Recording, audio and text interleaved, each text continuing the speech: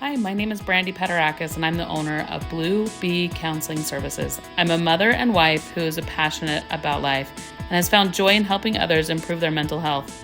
The goal of this podcast is not only to provide enriching entertainment, but to help others in their pathway to have a more fulfilling life. This in no way is a replacement for therapy. Follow us on this journey of mental health awareness. Blue Bee Counseling Services now presents this podcast, Therapist Table Talk. Hi, thank you for tuning in to Therapist Table Talk. My name is Brandie Paterakis. I'm a licensed clinical social worker. I also own Blue Bee Counseling Services here in South Jordan, Utah. Today I have some great news. I have my friends back, which I'm super excited. I've had them on here before and I get to have them back again. Yay! When we talk about comfort and the levels of excitement when we see our friends. This is surely a day. Yes. Meaningful human connection. Yes! The thrill and the excitement. I hope you can feel the thrill and excitement that I am feeling. But I get to have my friends back. And so introduce yourselves again to our audience. I'm Julie Mathewson. I'm a licensed clinical social worker. I work for Healing Focused Counseling, which myself, Wendy, and her husband all own together. It's an outpatient facility, and we just love seeing and helping people. And I am Wendy Reimann. I also work at Healing Focused Counseling. It's an outpatient. But for this particular podcast, I think it's important to note that all three of us have also worked in an adolescent treatment center and have had extensive experience, I guess you could say, working with adolescents and their families, their parents, working through some pretty challenging adolescent behaviors and at-risk situations. And so, and we love it. We have such a passion for it. Yes, I totally agree. There is something special about working with teenagers who are really, really struggling, and to be able to be that mentor and that person in their life to really guide and help them with adding in different aspects of a healthy, managing their mental health, Different perspective than their parents. Different perspective. They're more apt to listening to you, right? Than maybe my own children would be for me. Well, we come at it from more of an objective standpoint versus all that emotion that gets brought in that brings it more of a subjective emotional component. For sure. That is awesome. Well, so I guess you can guess what we're talking about today. We are, drum roll, we're talking about struggling in at-risk teens, which is one of my deepest, dearest subjects. I love teenagers.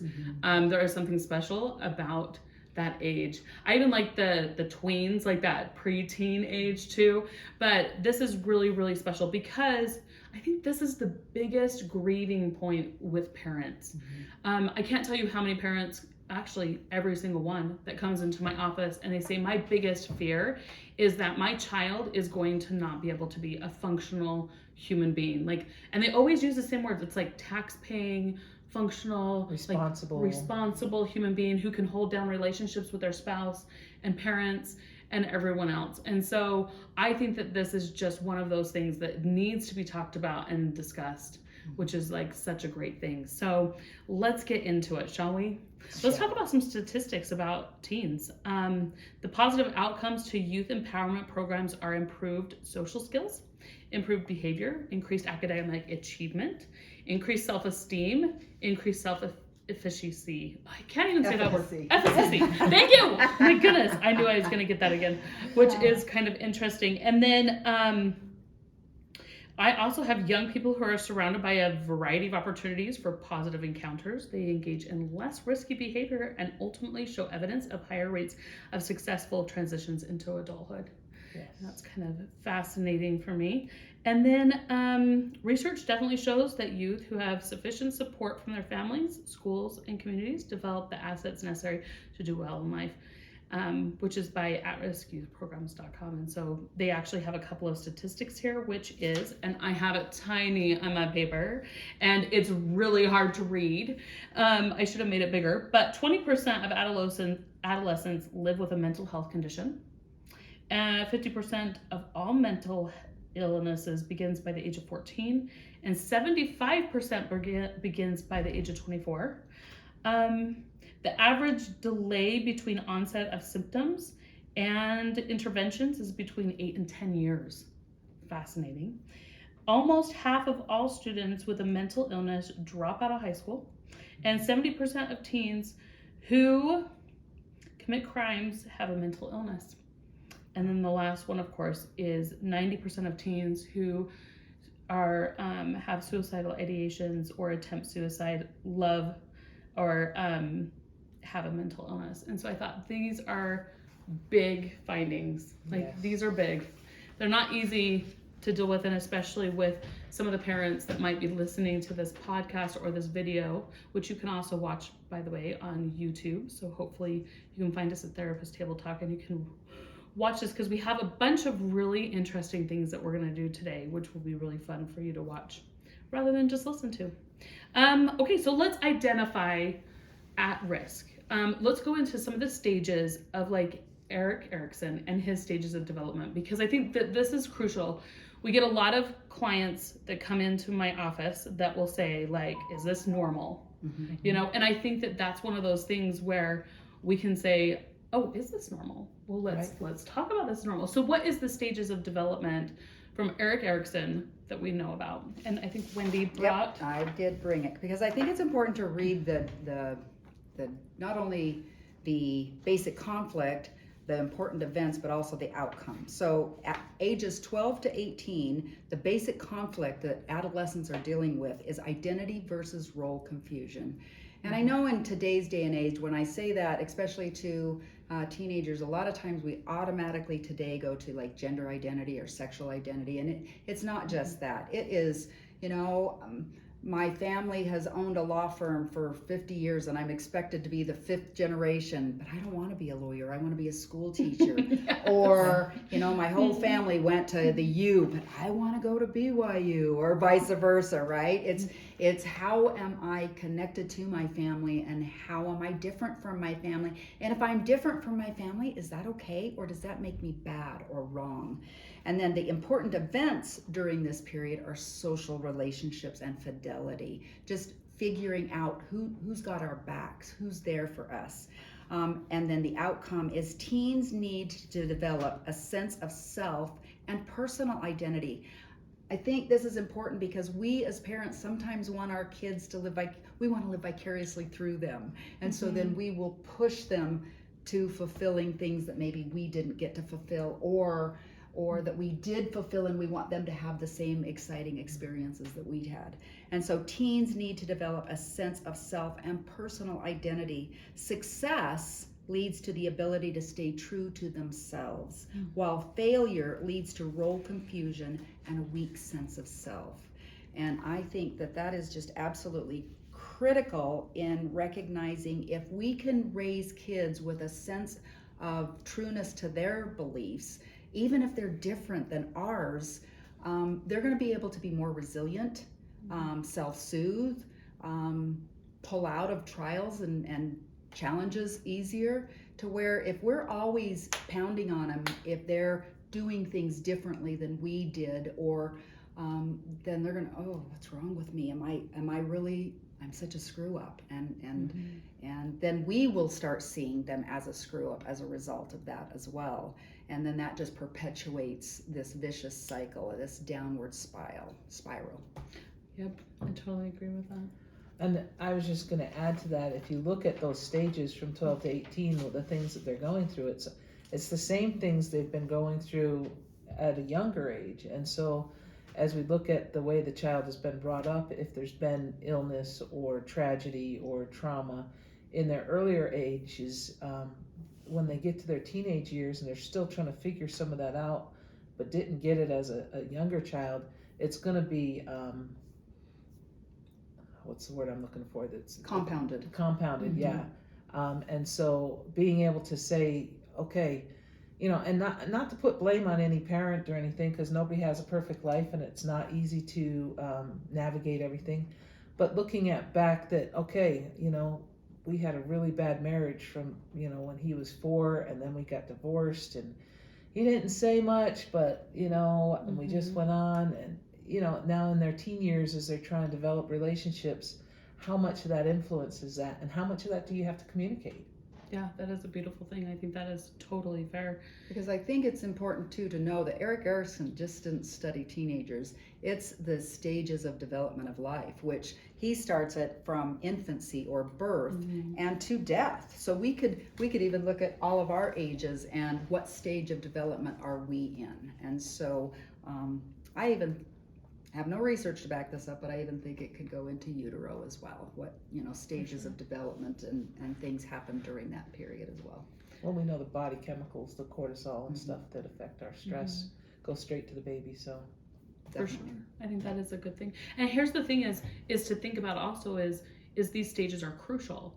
Like, they are crucial that we actually go through these stages and we have these stages in the way that we need to have them. That's right for our children and for us. And I think sometimes I get a lot of clients that will come in and say, oh, my kid doesn't ever want to spend time with me anymore. Must be something wrong with them. And I'm like, oh yeah, the age is that you're no longer, there's this fly that is like, wants to be a part of this.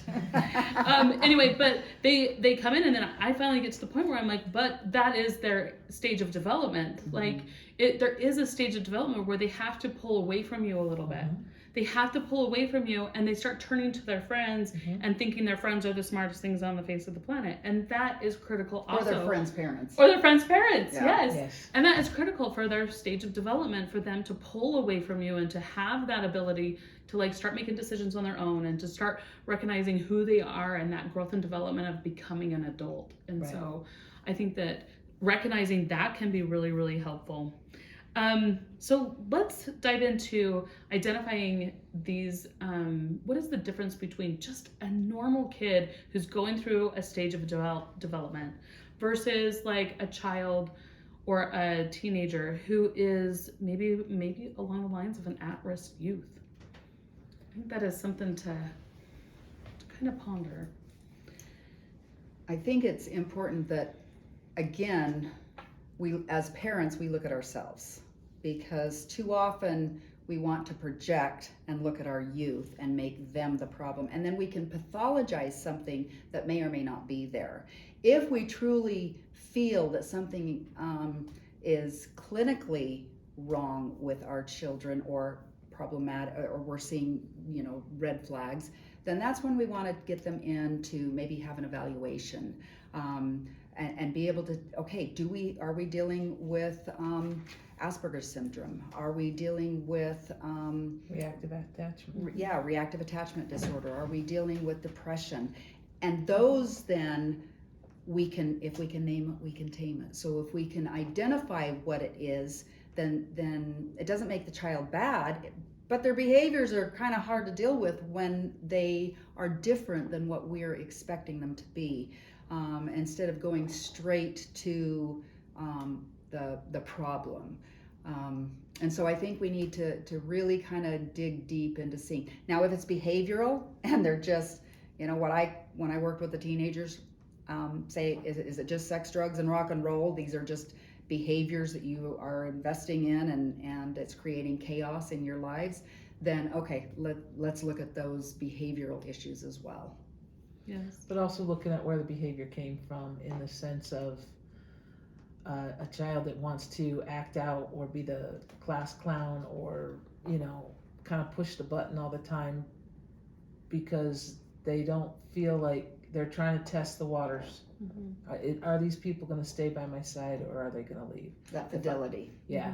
And so the behaviors sometimes are just kids thinking it's better to have a good time with the sex, drugs, and rock and roll, but other times it could be based on their lack of self-esteem or their lack of trust or not feeling loved or something from deep within them that causes those behaviors. Yeah, I totally agree with that. I think it's interesting for us to really take a moment to evaluate. I think it's important to reach out to some of our friends and family, and talk to other teenage parents and ask them, what are your kids? Because sometimes we get this idea of kids are supposed to behave this way because look, Sally down the street is perfectly fine. She goes to church. She does these things. She does everything she's supposed to be doing.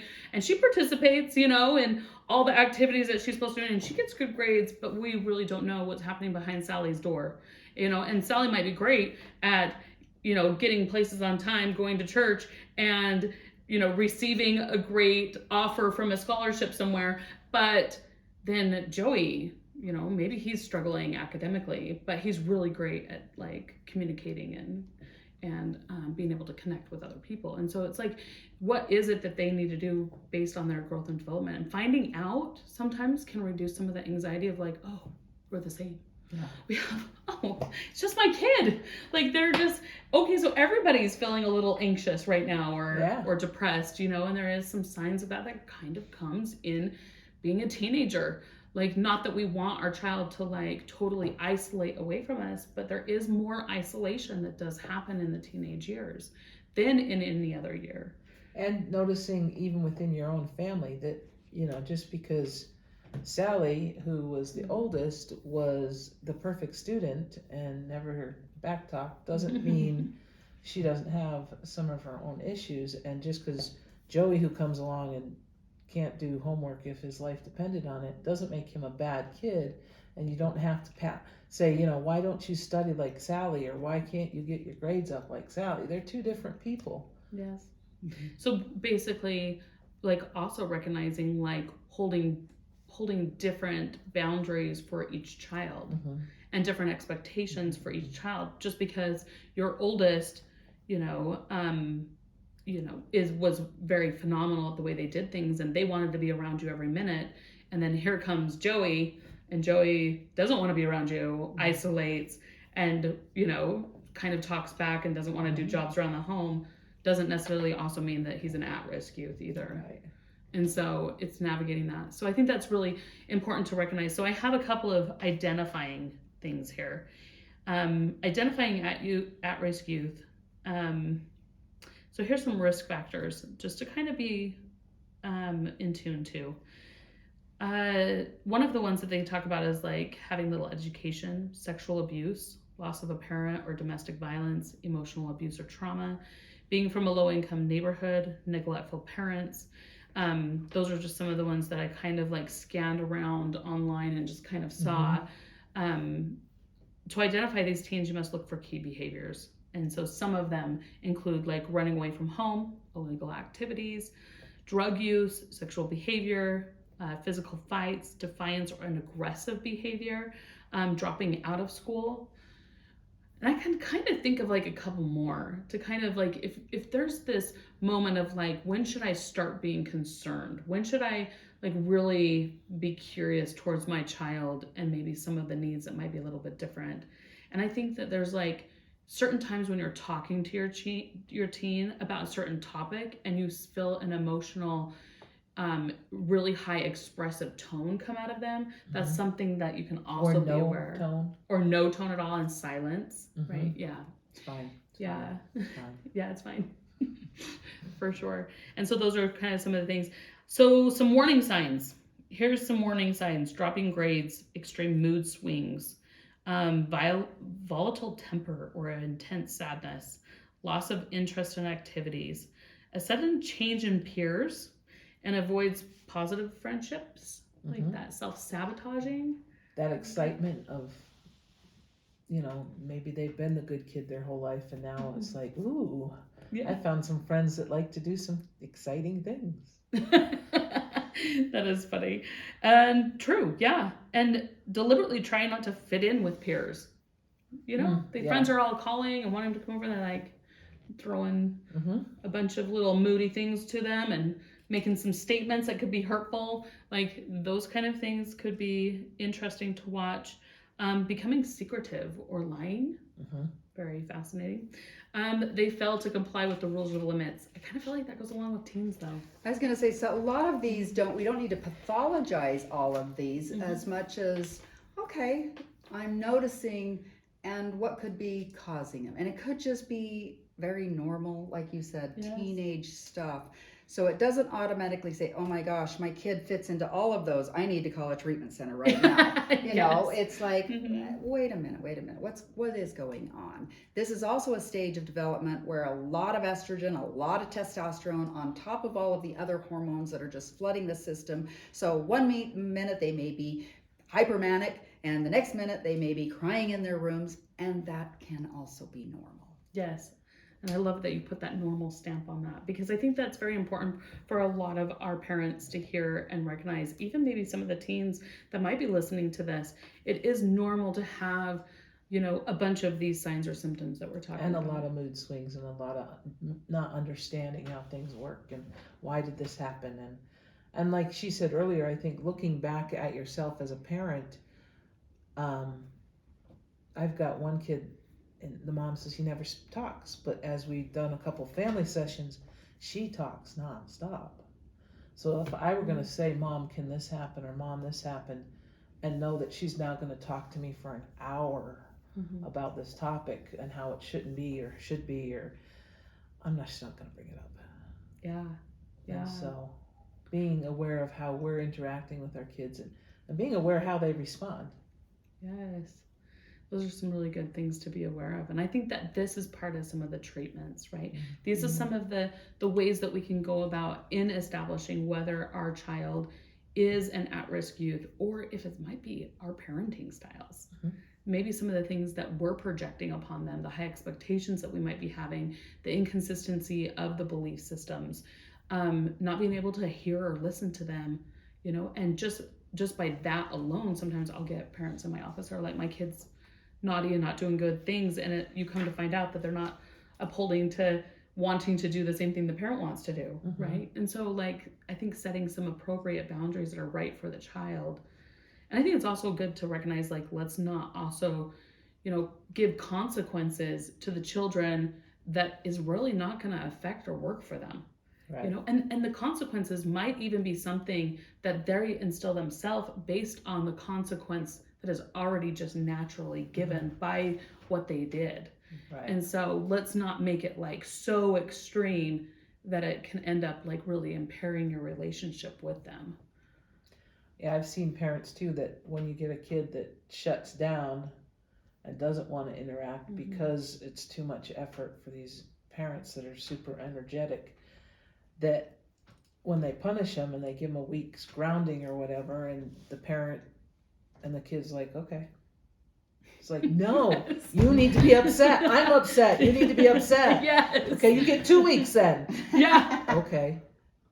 No, you've got to be upset. Yeah, 3 weeks, 4 weeks. And then we keep on going and we're like, they're never going to end. And then as parents, we feel the need to follow up. So then they're 4 weeks grounded. Yeah.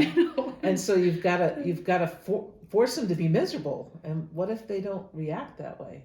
Ooh, yeah. You don't have to make it worse and worse and worse until you get the kid, to conform to your ideas of what or it takes. do something very negative to non-conform, to show you. Yeah, that is true. So that is true. And I think this is one of those things of having that healthy boundary with yourself.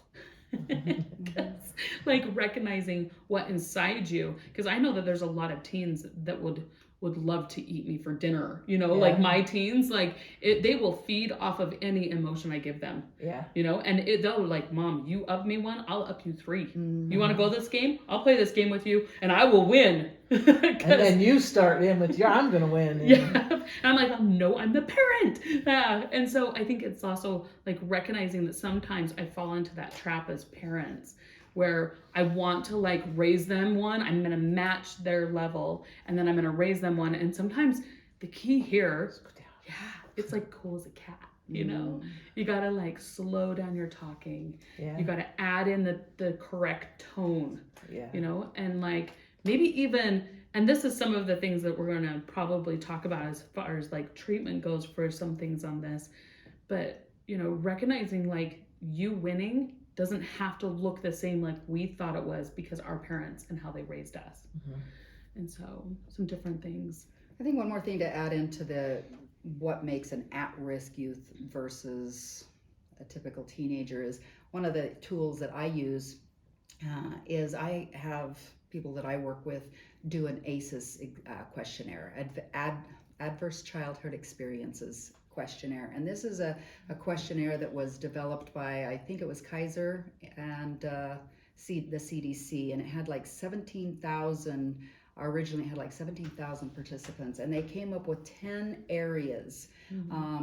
And it's so if you answer yes to any of these, then you get a point, and it's a 0 to 10 point scale. And the key is the higher the adverse childhood experiences go, the more at risk that individual is. And so if I use that, I may have a kid in that's got a lot of behavior, the sex, drugs, and rock and roll, but I do an ACEs questionnaire with them, and they may score like a 1, if that. So then, okay, their adverse childhood experiences doesn't put them at risk. So what at-risk behaviors are they doing, and where is it coming from? But if they score higher, then there is some key points that we actually can hone in on and target that may be the triggers or the targets that we need to address that are creating them to be more at risk. Yes, I like that. And I love it that you bring in that form, because I think that's very important for us as therapists also to help evaluate that and make sure to see. But parents can also take a look at it online as well. And we'll have it on our website at bluebcs.com if you want to take a look at that and see that. I think that this is a perfect opportunity. Let's go into some treatments. Let's talk about some ways. Of course, parenting makes all the difference in the world, and so some of those, I like to find the why. I like to dig deep.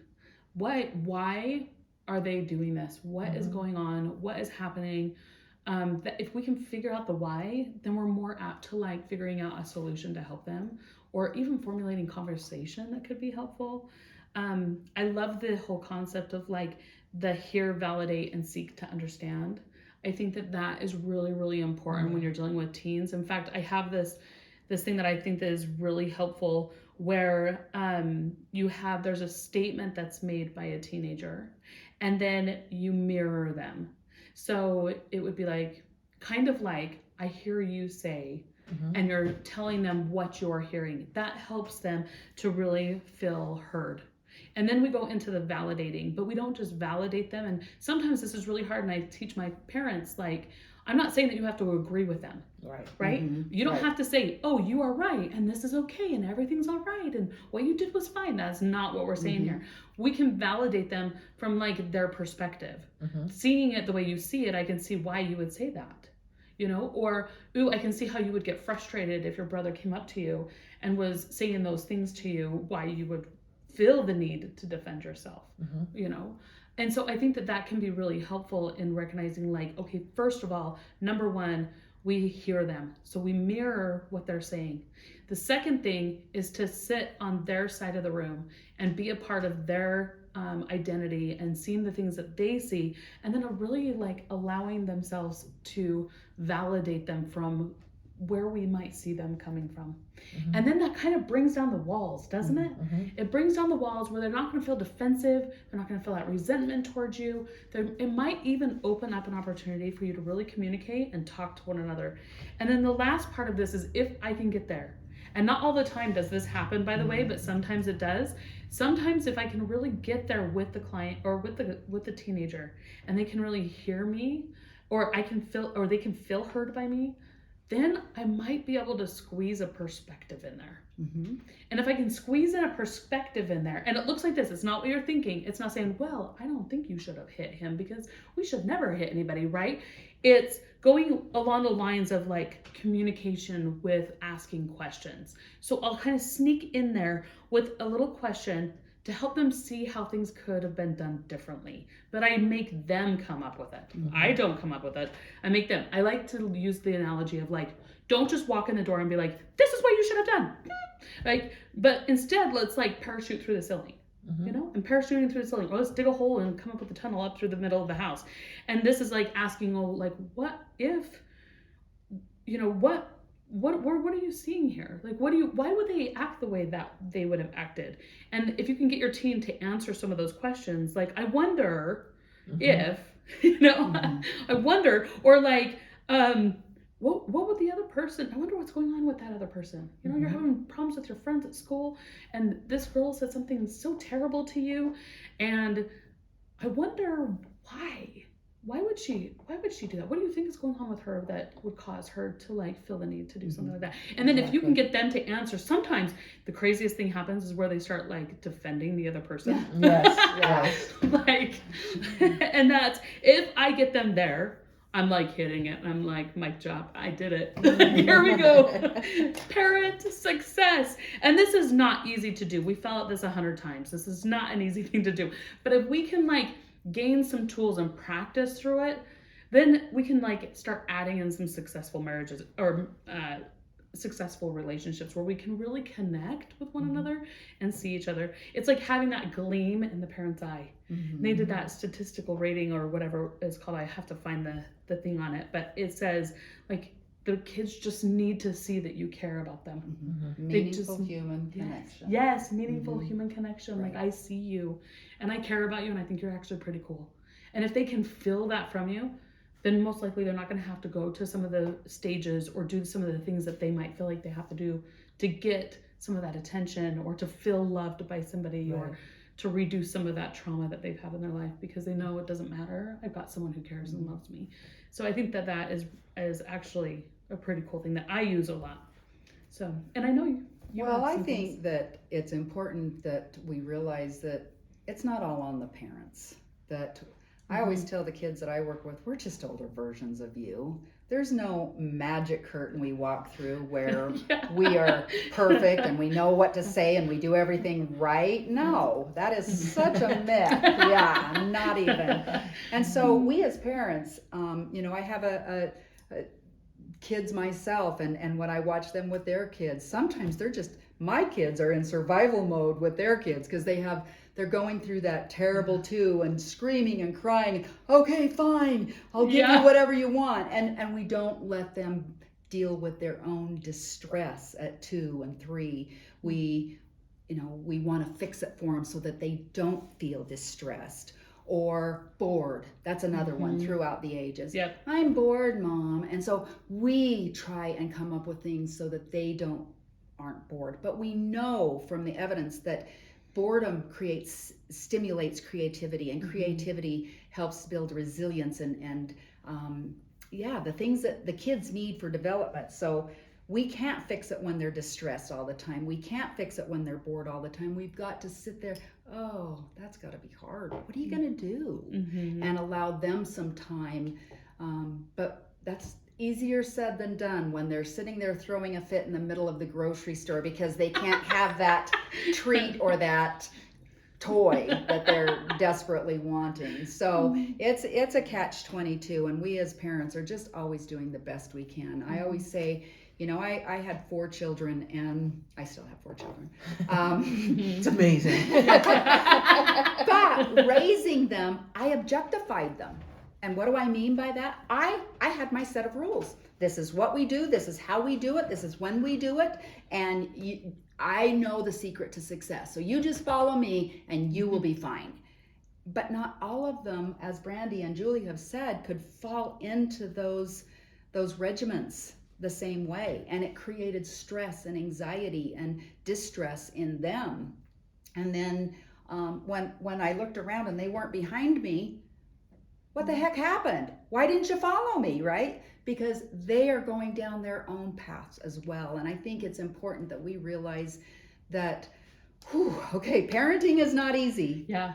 But if we can recognize they may not follow in the family law business or the family mercantile, or they may not be the same political affiliation, or they may change a lot of their identities that are different than ours, and that we don't have to personalize it.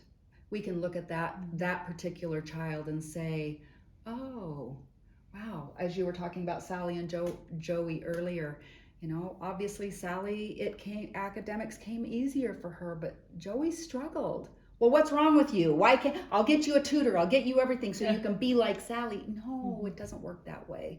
And so if I could do anything in my own personal life and going backwards, is to look at each child as an individual and see what their individual needs are that may be very different than what I would want their needs to be. And I just have to meet them where they're at And it, like has been said, not necessarily condone all their behaviors, but Or agree with them. exactly, we don't have to do that, but we can say, well, we're going to have to agree to disagree, but you're on your journey, and how can I support you or help you while you're trying to figure this out? I read an article yesterday from another treatment center place that I follow that was just phenomenal, and the title of it is Teenage Love and Relationships, What Can Parents Expect? And it really just talked about different stages of teenage attractions, from the crush stage to the connecting stage to the making the leap, setting the relationship, getting restless, the breakup stage. And I think it's important that so often we want to make it better when they are in the breakup stage, and we can't. We just have to let them feel their feelings and deal with their grief. When we say how teenage love impacts the brain and mental health, again, going back to the hormones, and we all release different hormones through different experiences. So it's like, if our kid is doing something that's so different than the way we see it, we just need to recognize and not objectify them and say, oh, wow, I didn't experience it that way. It's interesting that you are. So those are some of the things that I think are important as parents to recognize. We're not the bad guys, and how can we not take on the shame of being a bad parent or trying to change our children's paradigms and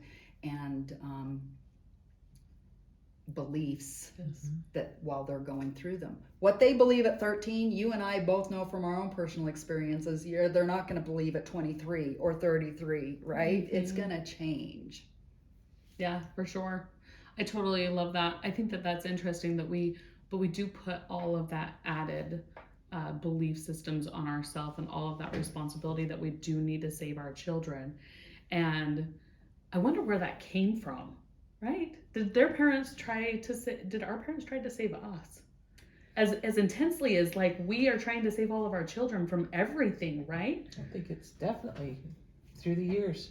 Yeah. Definitely. I mean, it's normal that we want our children to have things we didn't have, or to protect them from making mistakes that maybe we made ourselves, and we don't want them to follow in our footsteps because we made those same things. I think it's also important to realize that social media is just an explosion of different world than what we live in. I think the kids that are experiencing life today using social media, I was probably doing the exact same things they're doing, but it just wasn't on camera, and it wasn't in text, and I wasn't seeing nobody was seeing pictures of me doing these very same things. Or your parents weren't able to track you exactly to see that you were doing those things. Yep. Like, and the level of trust there. That's a whole other element.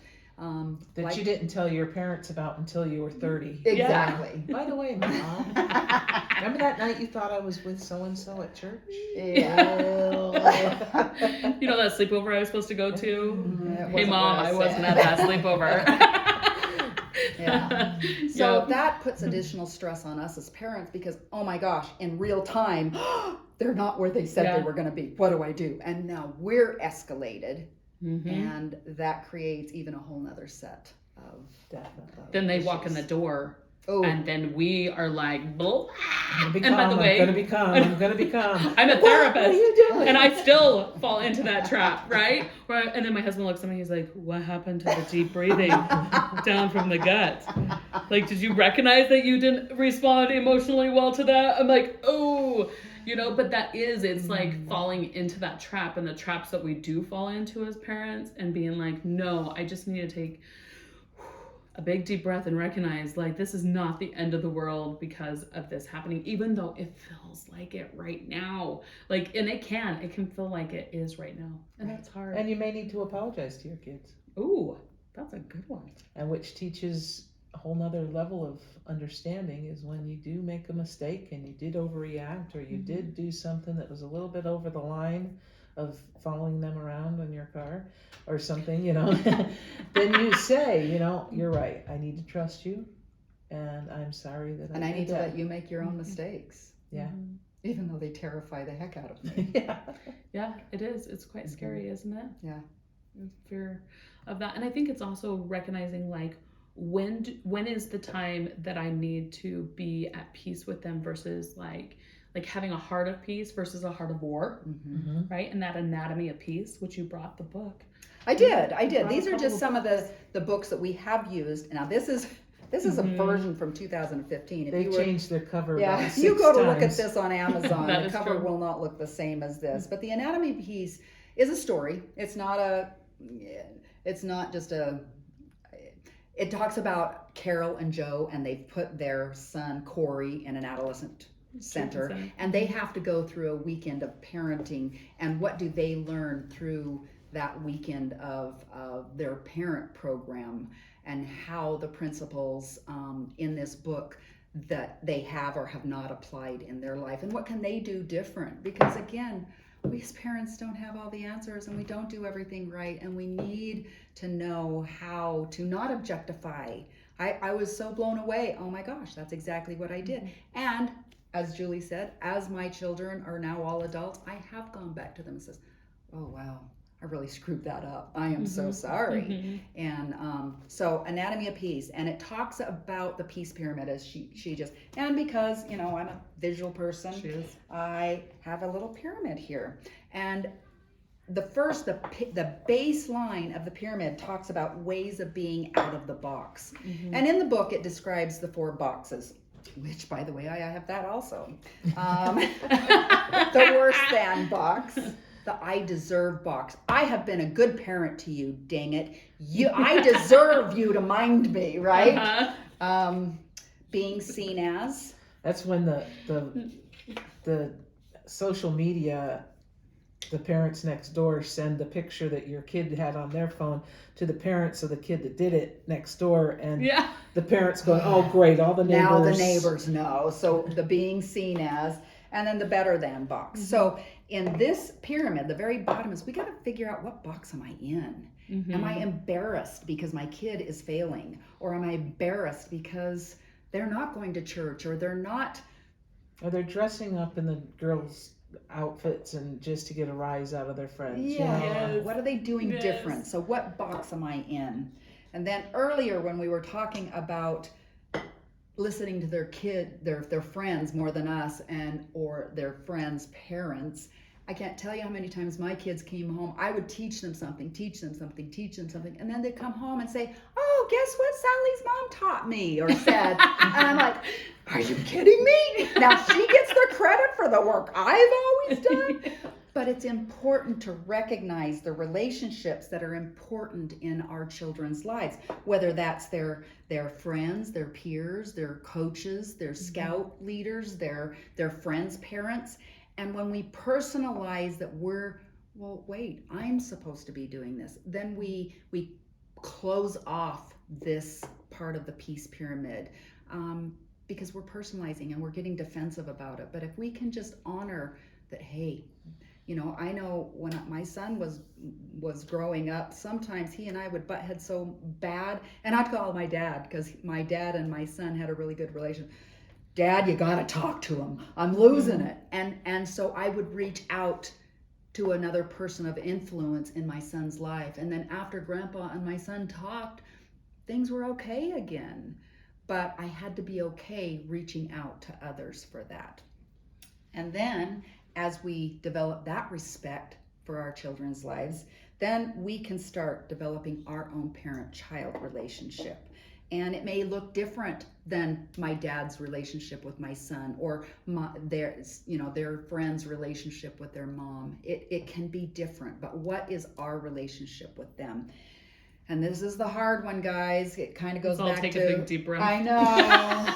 Goes back to what Julie said. Either we need the next level of the pyramid is we need to listen and learn. When our kids are talking to us about roots, causes of some of the symptoms, we got to just be able to listen to them through their lens.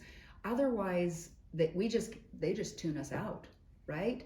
And then once we've established that relationship where we're listening, we're looking at it from their level, much like you said, when you get on the kids' level, then at that point you can come in through the tunnel or parachute through, and then we can add those teach and communicate experiences.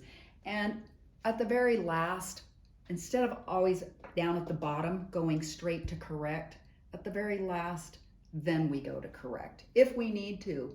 But is the correction we're doing creating harm for us and them, or is it just helping them to learn and reinforce natural consequences? We can choose, make choices, but we cannot always choose the consequences for our actions. I can choose to go 80 miles an hour out here, but when I get pulled over in a 45 going 80, I'm gonna get a pretty hefty ticket, if not a suspended license for that much of a difference. And so helping them to recognize that some of these actions of sex, drugs, and rock and roll are gonna have some consequences. And as much as we try and protect them from going down that road, they may just be experiencing it. And you're like, oh no, I can't afford that. But sometimes life has a way of showing us, well, let's show you how much limited control you really do have. And that's when we start seeing some of these very negative behaviors come out. And then we're like, now I'm out of control. And they're out of control. We as a family are out of control. And how can then, and if we're always going to correct, how can we then take a break, do a reset, and re-practice some of this peace pyramid stuff? Re-practicing, looking at ourselves and saying, what part of the box am I in? So that's the anatomy. There's a lot, and there's so much more in this anatomy of peace. The collusion cycles that we get into, the building allies, the triangulation, right? And then another good book that I have really enjoyed is this Not by Chance book that really is specific to parents, and it has a lot of chapters that speak specifically to different stages of what the kids are going through. Let me see if I can ever find The Worst Day of My Career, All or Nothing, What It Takes to Succeed,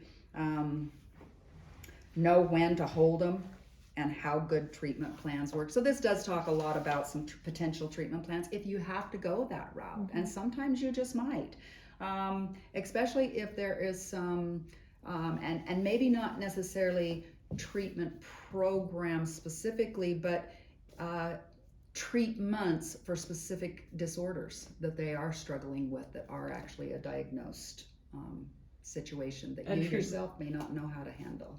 Treatment plans can even be broken down to a family individual as your goal setting. Exactly. What goals have we set, and are we still on track with those? And rather than a program, it can also be an outpatient setting where there's a safe space where we can all come together and share our feelings and kind of have that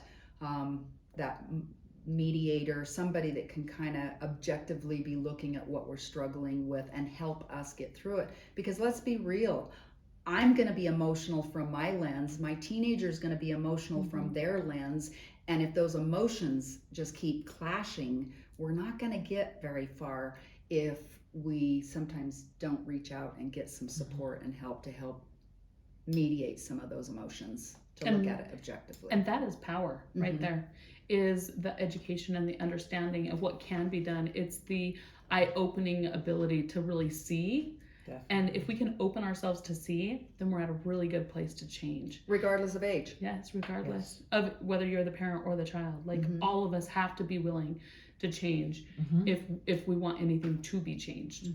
And so I think that is awesome. Thank you for sharing these. I think this is awesome. If you are listening to us right now and you want to see this, go on to YouTube and you will find us there at Therapist Table Talk, and you can watch this episode and actually see some of the things that Wendy has brought today, her little cute pyramid with the blocks, the different books, and her box that she brought.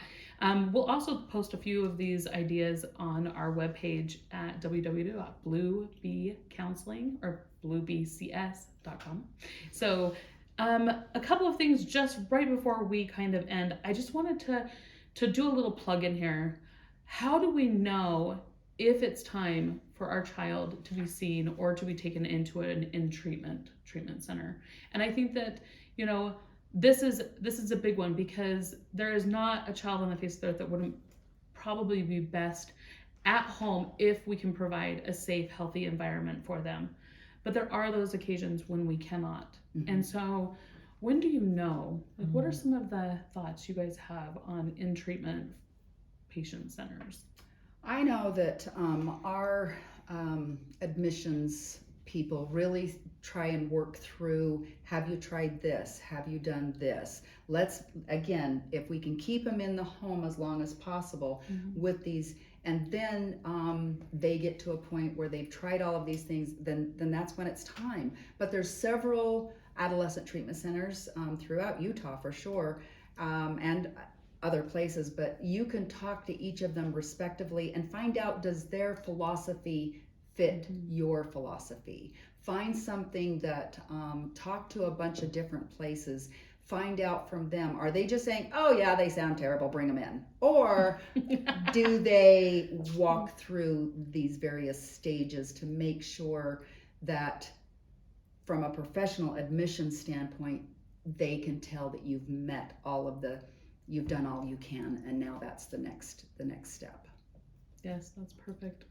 It's that communication again, noticing when you're talking to other parents or to professionals or just casually to other adults, and they're like, oh wow, you know, my kids don't do that, or my kids went through that phase. Then you're kind of comparing, which isn't always healthy, but you're kind of knowing what is going on at the high school, what is going on at the middle school. I don't really know. So, you know, before they're going to a treatment center where they're out of their home, have you talked to the school counselors, and have you talked to the teachers, and do you have a relationship with them so that you know kind of what's going on through their child's eyes on a day-to-day basis? I mean, I wouldn't know what goes on at a junior high now. It's been years since I worked at one, and even more years since I went to one. But you know, what are the kids being faced with? So if you're talking to their teachers, their counselors, then you can kind of hear what's going on in that environment. Yes, I love that. And it's also finding out, what are the resources in your area? What are the resources that your government has put in together in maybe your cities or around you? Because there are resources that, you know, many child services can come out and help you and be a part of that. And so reaching out, asking questions, doing a little bit of research online can be very helpful as well. And the one thing that I love is at the treatment center that I worked with them, is that when I talked to the head facilitator there, he said, when they're exhausted and they've like exterminated, they've already tried all their resources. Like they've been there and they've done it all. And there's no other plan, or there's no other thing. And that's when, you know, we turn them and we bring them in here and we help them and get them out of the home for a minute and help them see a different perspectives and help them see things through a different lens, not just the parents' lens. And so I think that is awesome. And also, like, allowing yourself, like, if you happen to be one of those parents that do have to do that, this is not necessarily a parenting fail. You know, there are things that are just hard to deal with children, and we don't have the manual. I wish the store brought it with them, you know, but there's no manual for these kids on how to help them function exactly to their highest level of functioning, and or being able to do the things that they need to do that's going to produce what you think or what they may need in order to be a great standing citizen, tax-paying citizen, right? And I think if we remember that if my child broke their leg, or, you know, was having chest pains, or you know, sugar irregularities, we would take them to a professional to have these things looked at and evaluated. And the same when it comes to the mind. The mind is an organ, and if things are going kind of a little haywire up there, go to the professionals that you would go to for, you know, the same as you would with a broken leg or another, without feeling like, well, I should have set that broken leg in a cast. I could have wrapped it in an ace bandage, you know. I should have never given them sugar their entire life. Yeah. So, Exactly. you know, again, watch the stigma you put on yourself. Yeah, be nice to yourself, because we're all in a place where if we would have known it and we knew how to do it right and correctly for that child, we would have done it.